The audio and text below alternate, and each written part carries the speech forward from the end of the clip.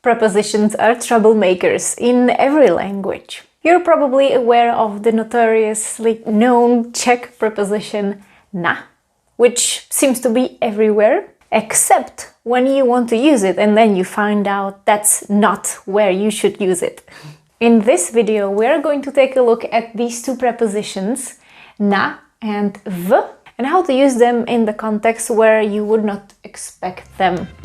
Ahoj, vítejte na mém kanále Czech by Zuzka, kde vám pomocí angličtiny vysvětluju českou gramatiku. So this is clear. Klíče jsou v krabici. Klíče jsou v krabici. Nebo klíče jsou na krabici. Klíče jsou na krabici. In many situations, na is translated as on in English. Na krabici, on the box, and v is translated as in. V krabici, in the box, inside the box. But sometimes it's exactly the other way around. And I want to show you some common examples where the Czech logic works a little bit different than the English logic. We will be focusing on phrases where we talk about location, where something is. That means there'll be a preposition na or v and the locative case. As usual, this video is going to have a theoretical part and then an exercise. Let's start with the theory. First of all, the preposition na. I'm not going to give you all the examples where we use na, because I have a separate video, actually several videos on this preposition, where I talk about the typical na constructs. Here I want to show you examples where na is translated as in English, which might not make sense in English. For example, in the picture, there is my family. In English you say in the picture, but in Czech you say na fotce. Na fotce. It is on the picture because we are looking at the picture and it is printed on it. Or we could also say na obrázku, in the image. So in the photo, in the image, and the Czech says na fotce a na obrázku. A different thing is if I was talking about what is on the surface of the photo, like na fotce je prach. In English, you would also say on the picture there is dust. Na fotce je prach, a na fotce je moje rodina. So in Czech we don't make a difference. That's actually easier, isn't it? Always on the picture. I remember when I was studying English and in the exam we would describe pictures. So we really have to memorize that it is in the photo, whereas in Czech it's na fotce. So it's confusing both ways. What about in the sky? There is a plane in the sky. Na obloze or na nebi, na obloze je letadlo. Both na obloze or na nebi mean in the sky. Nebe also means heaven, and if we wanted to say in heaven, we would actually say v nebi. But here I'm talking about describing the sky, the blue sky. It is again what is around us and we're looking at it as a surface. The other day I was having a lesson with my student and she wanted to say I was running in the sun, you know, like feeling the sun. In Czech, we would run on the sun because the sun shines and then the surface is covered with the sun, so we're naturally on the sun. Na slunci, na sluníčku. You know that we like to use diminutives. Sluníčko, na sluníčku. Běhala jsem na slunci. I was running in the sun. If you say na sluníčku, it's the same. You just express how much you love the sun. Na ulici, as in the street. Na ulici bylo plno aut. There were a lot of cars in the street. Na ulici bylo plno aut. I must point out that we could also say v ulici, and that's usually when you give some kind of an adjective or a pronoun. You specify which street. V naší ulici, in our street. But when you simply describe that something was in the street, it's na ulici. In English, you would probably say in the frying pan because it's inside, but in Czech, we think of it more like an open space that has borders. So it's na pánvi. na pánvi. Kuře je na pánvi. The chicken is in the frying pan. Na pánvi. Opakujte po mně. Na fotce. Na obrázku. Na obloze. Na nebi. Na slunci. Na sluníčku. Na ulici. Na pánvi. Now the preposition v or ve in these situations will be translated as on. For example, you probably know that the days of the week go with v. On Monday is v pondělí. On Tuesday v úterý. On Wednesday ve středu, and so on.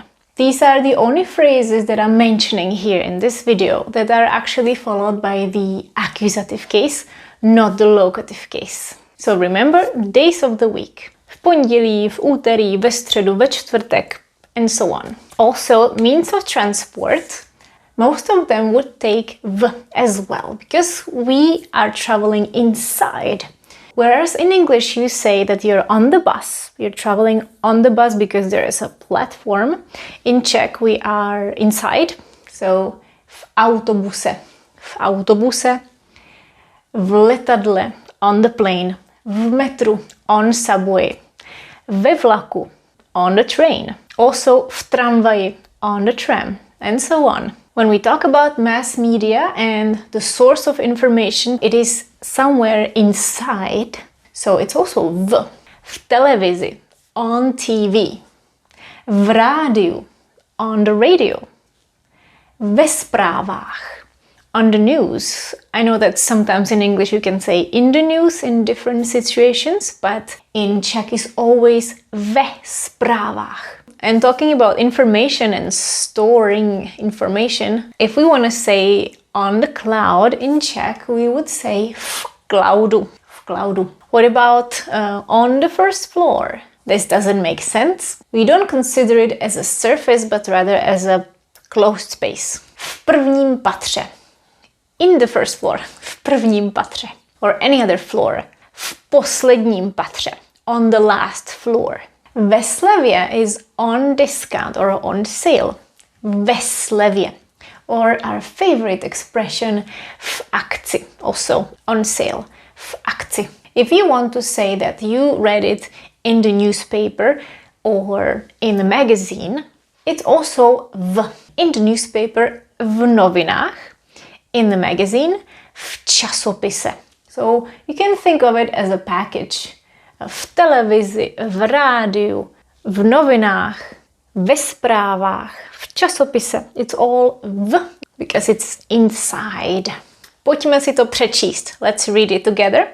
V pondělí, ve středu, v autobuse, v metru, v letadle, v televizi, v rádiu, ve zprávách, v cloudu, v prvním patře, ve slevě, v akci.